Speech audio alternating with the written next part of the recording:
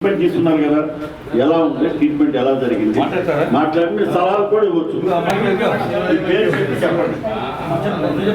అందరికీ నమస్కారాలండి. నా పేరు వసంతనండి, రాజీవ్ గాంధీ నగర్ అండి.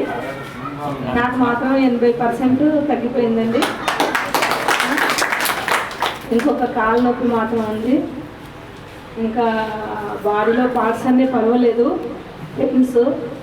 కానీ అందరు కూడా ఇలాగే యోగా చేసుకుంటూ ఎక్సర్సైజ్ చేసుకుంటూ మంచిగా టైం తప్పకుండా చేసుకుంటూ మార్నింగ్ కానీ ఈవినింగ్ కానీ ఎప్పుడైనా సరే టైం దొరికినప్పుడల్లా చేసుకుంటూ మంచిగా ఉంటే హెల్త్ బాగుంటుంది. అది యోగా చేసినప్పుడు కానీ ఎక్సర్సైజ్ చేసినప్పుడు కానీ చాలా రిలీఫ్ ఉంటుంది. ఆరోగ్యం కానీ బోన్స్ కానీ బాడీలో ఏదైనా సరే కానీ చాలా రిలీఫ్ ఉంటుంది.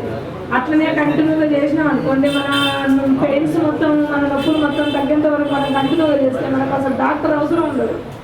డాక్టర్ దగ్గరికి వెళ్ళాల్సిన అవసరం ఉండదు. మనం డాక్టర్ దగ్గరికి మందులు తినవలసిన అవసరం ఉండదు.